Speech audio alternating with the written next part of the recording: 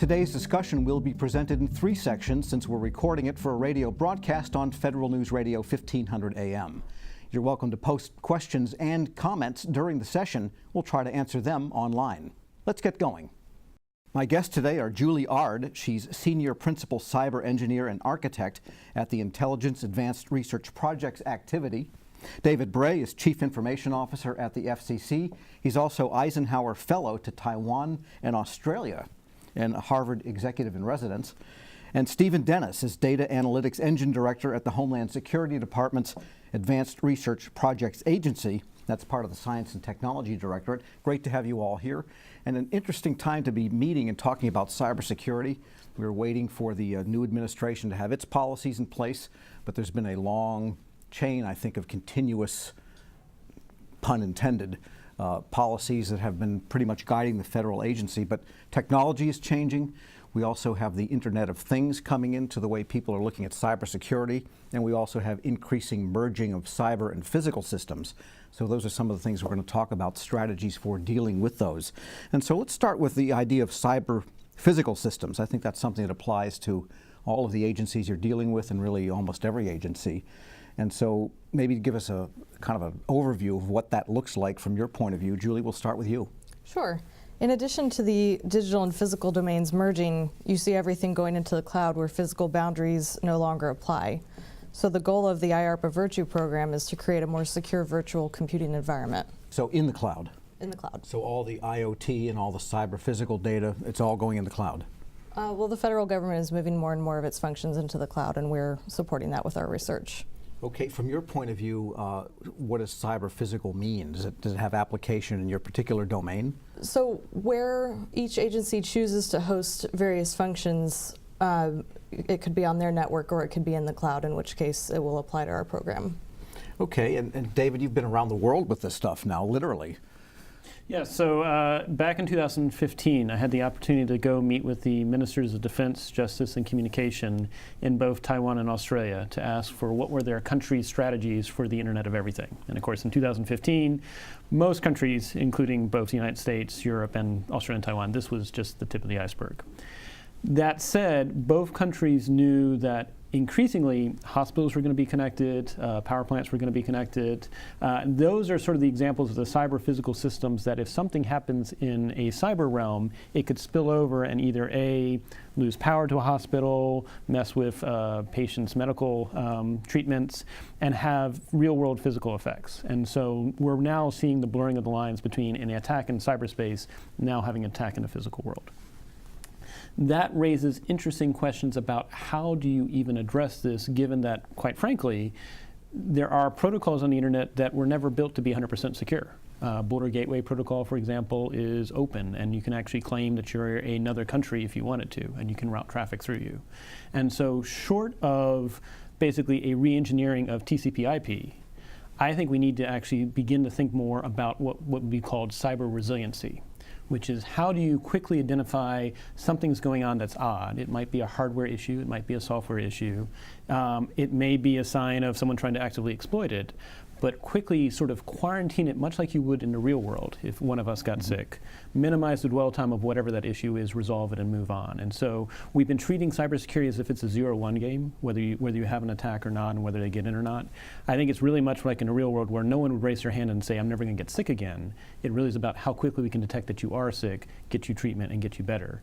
Sort of building on what Julie said, this does build into the cloud, because now we're no longer trying and build our own moats around a fort, which was the old proposition of when you did everything on premise. What you're really trying to do is have analytics across your different cloud environment as to what's normal behavior, so that if something odd occurs, you can rapidly sort of key in and have human assets take a look at it. So a lot of things changing all at once. It is, and I think this train is barreling down where we're celebrating that we're having more and more of these devices in our homes and the offices with the Internet of Everything, yet we seem to read on a daily basis about a new cyber event or cyber attack. These two trains are barreling down towards each other and they will collide, and if we don't think about it rationally and preemptively, we are going to be surprised. And would you say the federal government as a whole, just being a CIO, talking to other CIOs, that we're starting to get this idea? So I think it's in pockets, is what I would say. Now, that said, I've talked to a lot of Fortune 500 private sector CIOs who say they can't even make the case to their board of directors at the moment to increase their security because in some respects, they don't think it affects them. And I think this was more true maybe 2 years ago. Now you read the headlines today that in some respects we had overclassified the extent of cybersecurity issues. And I recognize why we did that. But at the same time, it was hard for Fortune 500 private sector firms to make their case to their CEOs and their board of directors to invest in cybersecurity. Even now, it's amazing. We don't, no one would fly a plane without checking the weather report. No one would operate on a patient without checking their medical history. But we do not have something that's openly shared about the health of the internet on a daily, let alone hourly basis. Yet somehow we have organizations doing mission critical activities. So what is that equivalent of the health of the internet report that could be a public good that could inform us all about what are the risks and where should we place our assets? Okay, good point to move to Dennis on, and Stephen. And cybersecurity lives at Homeland Security. Yes. And the Advanced Research Projects Agency has got to be looking at some of these new ideas in cybersecurity, the physical cyber convergence, and also the use of IoT coming into this. So what are you looking at? What are you seeing? Yeah, so it's very daunting. I agree with what Julie and David were saying earlier. I don't disagree with anything they've said so far, but I'll be happy to. At some point, you really have to step back and look at these revolutions and how they're taking place across the breadth of Homeland Security mission. And so, Homeland Security has a variety of missions that are all going to be impacted, not just by big data, as we've seen, and my laboratory is trying to address. We also have a different division that's purely focused on cybersecurity, but when we look at the different missions of DHS, I don't think that there is an answer that's going to be to reverse engineer or better engineer protocols, as you mentioned, David. And I think it's a $1 trillion market, so it's going to be driven by commercial interests. I really think there's very little the government can do to stop its evolution, and so it's going to happen rapidly. When we look at it, we have an infrastructure protection mission. More than 80% of the nation's critical infrastructure is in the hands of the private sector. So this really means that the government has to have public-private partnerships working directly with those industries in order to bring about best practices for security, cybersecurity, both on existing systems and the new systems as they evolve. You see a lot of industrial CyberPhysical Systems, big companies who are putting platforms together so that you can understand maintenance profiles of large equipment, you understand the production line that might be going on in some industry. But I think that there's a much faster pace for some of the missions of DHS than those industries have afforded. And so if you look at response as a mission of DHS, and you look at disaster response, and you look at emergency response, as we move into this world where there's instrumentation for both the environment and the individual responder, this is bringing about a new opportunity to do analytics. And so how do I understand the health of a first responder? And so firefighters often, I think the #1 cause of death is heart attack. Understanding their physiological profile in the heat of battle and being able to react to it more quickly, not having to take folks off the front line when they're not in some danger. Understanding what's happening in the environment as a situation unfolds. Maybe there's a toxic industrial chemical spill. Understanding where that chemical is in the environment, where it actually is as to where do you think it is going to be an important part of the response. Well, let me ask you this, as when you mention people on the scene and monitoring them, over time does the accumulation of that type of information become a set of data that can be used analytically as opposed to simply just reacting at that moment? You bet. So we are working with the U.S. Fire Administration on their National Fire Incident Database. And this captures information from all of the response that goes on already. Every time a fire truck rolls, about 75% of the time it winds up in this database. And so we can already see the impact of health and safety policy for firefighters in that data. So you can see when the standard of protection goes up in a particular area, you can actually see a reduction in death and harm to the first responders. And so I think as that data becomes more rich, as you marry it up maybe with CAD data or other data that might be available, it could make it very, very easy to get good observations out of that data that lead to the health and safety of firefighters and other first responders. And I want to get back to that point that David mentioned, that the old idea was, or the old paradigm is, you had your network and you put a ring around it, and that was the barrier, around, the moat around your fortress. But the cloud changes all that, these various data sources change all that. So that gets us maybe to the idea more of resiliency and the acknowledgement that something's going to happen. It's like you wouldn't build a skyscraper and expect it to never get struck by lightning, so you design what happens to it when it is struck by lightning. That's a crude way to maybe build the idea of resiliency. But how is that coming into this whole way of thinking in cyber? Julie? Well, we are re-architecting the user computing environment to be more inherently resistant to threats. And additionally, we are instrumenting it in ways to get new data, the data that we want, instead of just dealing with the data that we have. So what does that mean in practicality? When you say instrumenting it, what are some of the instruments? Well, oboe and trumpet.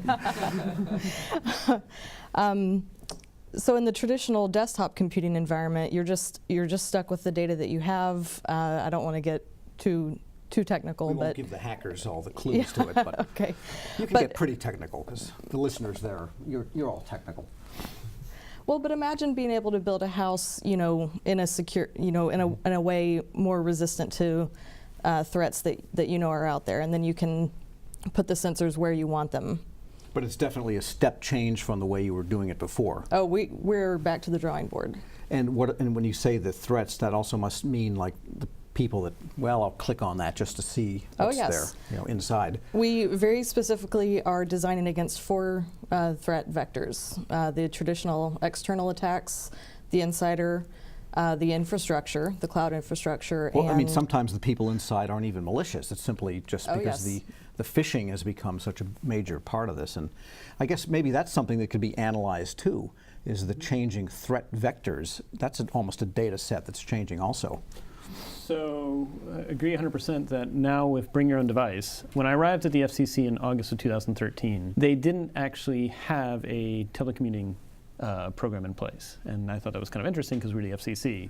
And so we moved to cloud precisely because we wanted to provide people with the ability to do telecommuting but do it securely. And so partly with that was virtual desktop.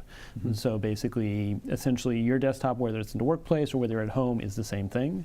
But it's also then recognizing that with Bring Your Own Device, these are now increasingly devices that are operating in your environment, in your workplace or at home, that could have impacts. And so we've also made the move to go to 100% cloud-based security operations center. And so we are not on-premise. In fact, we are now 100% public cloud and commercial service provider. And with that, there's some interesting tools and technologies that we're looking at in terms of, you think about it, no plane or helicopter would fly over an enemy battle space and stay still. But yet we seem to do that with our networks, and we allow reconnaissance to occur and everything like that.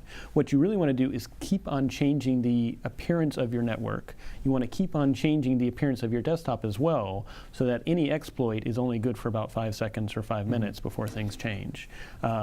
You see this already happening in the commercial sector, where they basically are recycling those machines. They build them from scratch on a regular basis. So this whole software-defined network, software-defined desktop is used in service of cyber. Exactly. And so in some respects, it's thinking about how does biology fend against threats? And so it helps, like with our immune system, by making it constantly changing, constantly responding, constantly adapting. Same analogs are needed for the cyber resiliency realm.